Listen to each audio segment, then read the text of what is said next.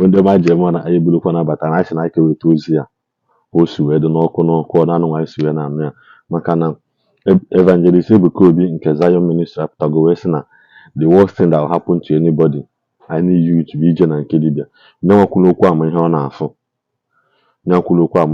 maka unu maka nwanne anyị nwoke bụ SS Power sikwa akọwala ndị mmadụ ihe ha na-amaghọ wee jebawa na dibịa bịawa n'otu dị anya Ebuka Obi Evangelist Ebuka Obi Zion makwa ihe ọ na-afụ ịtọghata ndị mmadụ jee baa dibịa na-ama ha ama jee baa nke ya igbu ha baa nke ya nala ha ndụ nala ha nwa nala ha akụ na ụba ha na-enyezi ha bịazịa na chọọchị ya ha eju na-asị ikpepụta ya o wee na-adọkwara ndị mmadụ aka sị ha agbazina n'otu ha agbazina na nke dibịa ntago maka onye na-akote ha ọgọdọ ya ekoteli ya mana igwe nwoke ma anụ nwa bụzi Eze Dibia sị na nwoke ma Eze Dibia nke a sị na Ebuka Obi should mind his business wee na-asị biko o nwee na ihe ọjọọ dị n'ihe Ebuka Obi kwu ọfọkwa m ihe ọjọọ dị n'ihe Ebuka Obi kwu biko ụmụnna a sị m na unu wepụ aka enwe n'ofe tupu ọ ga-ahụ na mmadụ akpọghọ gị afa ịkpọ na mmadụ afa biko ụmụnna na-ekene na vidiyo kwa unu nụkwa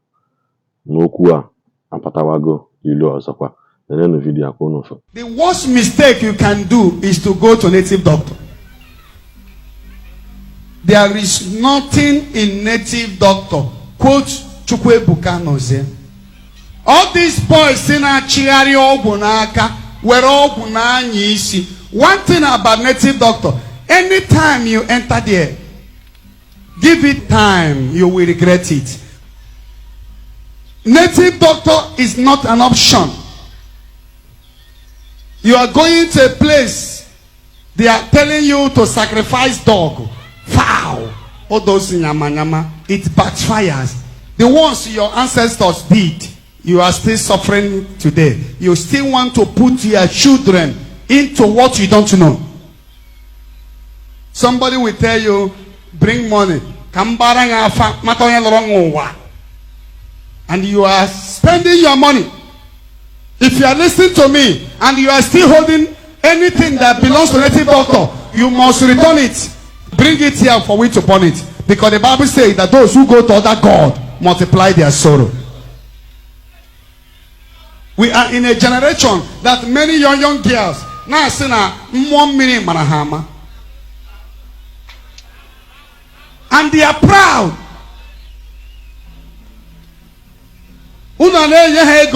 They are buying Fanta and Coke, going to river to make nonsense sacrifice against you, instead of you to wait in God and believe in God.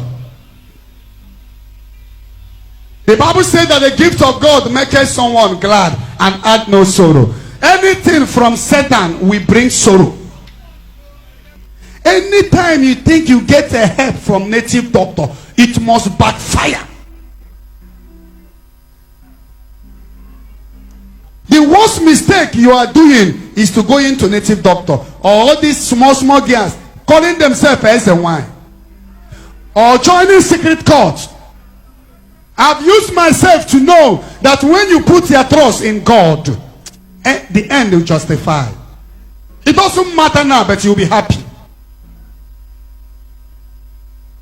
Anything that is more than anointing of the Holy Ghost is fake. And the anointing of Holy Ghost is without charge.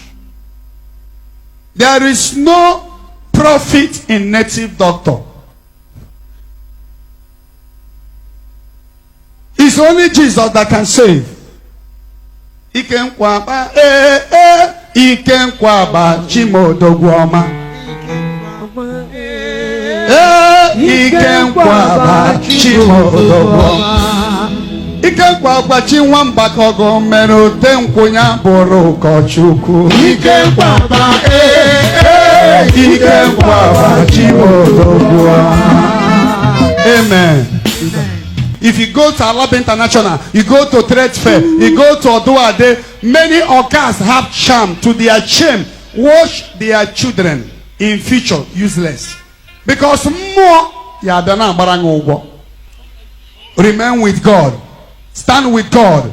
Psalm 125. Those who trust in the Lord are like Mount Zion. They can never be moved, never be shaken. As the mountains surround Jerusalem, so the Lord surround his people. Am I speaking to somebody? Yes, sir. Remaining with God is the highest thing. Stay away from sin. You will have this dominion power. O